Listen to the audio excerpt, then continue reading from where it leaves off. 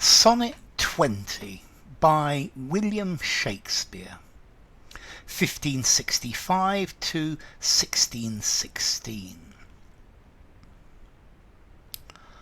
A woman's face with nature's own hand painted hast thou, the master-mistress of my passion.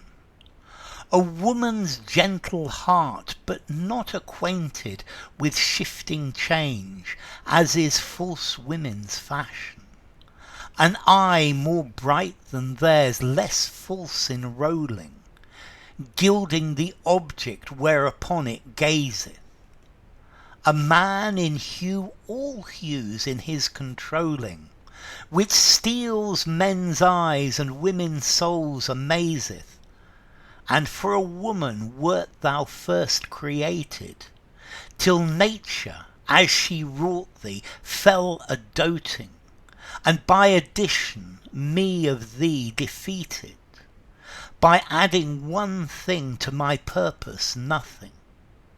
But since she pricked thee out for women's pleasure, mine be thy love, and thy love's use their treasure. Okay, this is a sonnet by William Shakespeare. This is a sonnet to the beauty of the fair youth, to his feminine beauty, and it's discussing how Shakespeare loves him and how the fair youth has many female qualities and his beauty is very feminine. And then it goes on to think about that and think about Shakespeare's love as well. So, a woman's face with nature's own hand painted hast thou. So your beauty, nature has given you the beauty of a woman. You're so beautiful that you have the beauty of a woman, and nature gave you the beauty of a woman, and you are the master-mistress of my passion, and you are the person that I love. Master, mistress. So are you a woman? Are you a man? So Shakespeare's looking at both the male and the female side of the youth, and he says that your beauty is something of a woman. Nature made your beauty like that of a woman. A woman's gentle heart, but not acquainted with shifting change, as is false in women's fashion. Okay, so he says you have the gentle heart of a woman, the beautiful, gentle, kind heart of a woman, but you're better than that. And here's a bit of Elizabethan sexism for you. And he says that, however, your gentle heart is better than that of a woman, because you don't have this shifting change, this false woman's fashion. So your heart isn't fickle. You don't suddenly change your mind. You don't suddenly change your love as women do. A little bit of Elizabethan misogyny. So your heart is pure. You don't suddenly change who or what you love. An eye more bright than theirs, less false in rolling, gilding the object whereupon it gazeth. So your eyes are more bright, you're more beautiful than those of a woman, because they are less false. You don't roll your eyes, oh dear. When you see things, you don't disapprove, you don't nag, you don't complain with your eyes. Your look just gilds the object whereupon it gazeth. So your eyes just, when they look at things, they make it golden, they make it beautiful, and you just see the beauty in things. A man in hue, all hues in his controlling. So a hue is a colour, but here I think hue is talking to characteristics. So I think he's saying you're a man. in all the things that a man can control to be. But there are many other things, many other hues that are outside your control. The beauty, the feminine beauty that nature gave you, your constancy, your beautiful eyes, but you are a man in all of the things that you have control over. And you steal men's eyes, and women's souls amazeth. So you're so beautiful that men look at you, wow, isn't he handsome, isn't he beautiful? And women's souls, the soul of women, is amazed that somebody could be so good and so pure.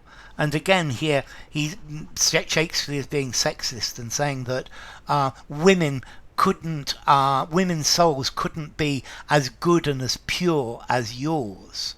Yeah, so women are jealous of your goodness, of your purity, of your truth. And for a woman wert thou first created. So when nature made you, when nature first made you, you were created. Nature thought, I'm going to make a woman.